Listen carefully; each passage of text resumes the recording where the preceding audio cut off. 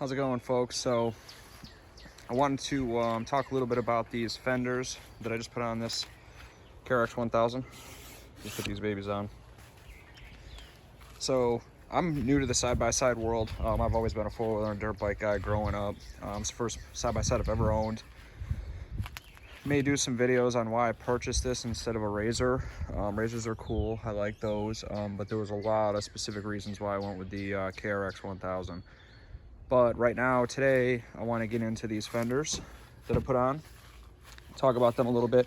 I had purchased some fenders from Amazon, and I ended up returning them, and I ended up buying these off of Super ATV.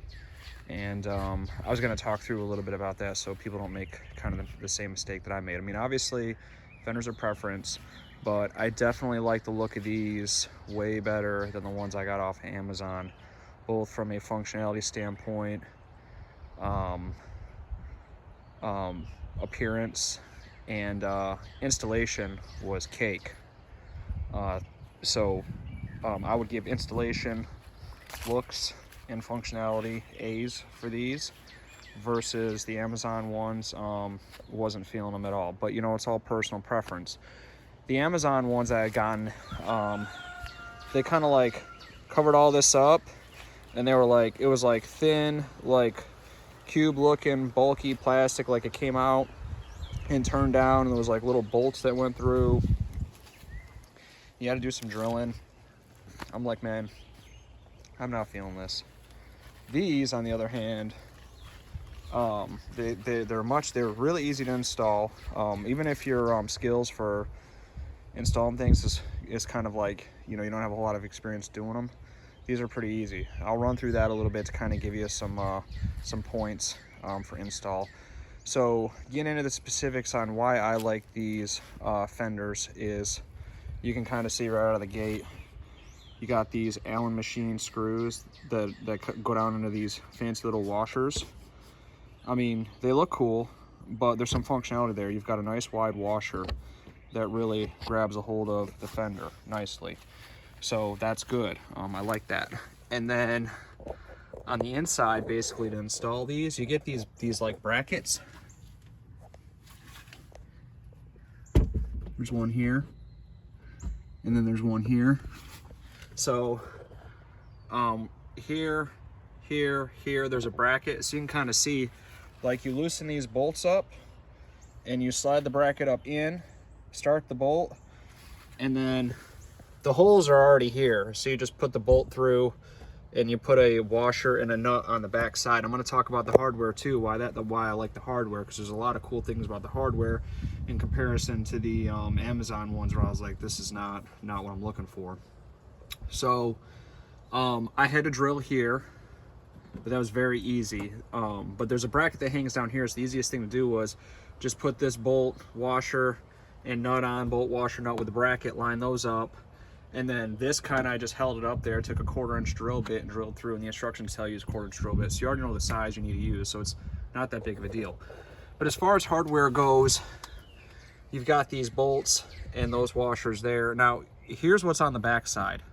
These big fender washers and these nylon lock nuts. That's what I really like. These 10mm nuts have nylon in them, and so when you tighten them down, it makes them so they don't come loose. So when your machine's vibrating and stuff like that, they're not going to back off.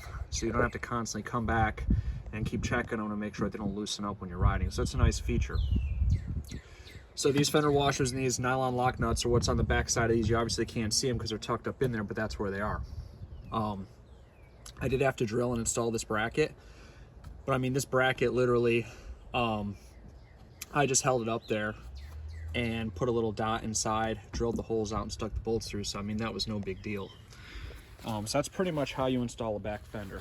Really easy. Like I said, you had a drill right there and drill right here, and that's it. So, you know, the drilling on a brand new machine, very minimal. And the drilling that I did have to do was easy to drill.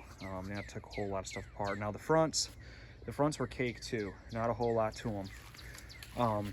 I took out the factory push snaps, and basically the new fender had the holes cut out here, here, here, here, So I just held it up and I took the little push snaps that come with the new fenders, put them in there, pushed them in, and then here I had to drill, here I had to drill, and here I had to drill. Well, let me move over to this side. Maybe a little bit better view. Kind of the same. So I'll move back over here. So I had to drill, you can kind of see the rivets down there. I had to drill 1, 2, 3, 4 spots. But after you put these in, the little push snaps to hold the fender in, you can literally hold the fender up with your hand right here and just take your drill, poke a hole, poke a hole, poke a hole. So it was really easy to install those. It wasn't frustrating, difficult trying to line stuff up. It was no problem. And you still got the nice look of your factory fenders. So with some extensions on them. So really nice install. So you can kind of see how it looks from the back. So it doesn't cover your whole tire, but it certainly covers about half of it, the majority of it. So all in all, it does a pretty good job. So if you have any questions or anything, post them in the comments. Appreciate you watching.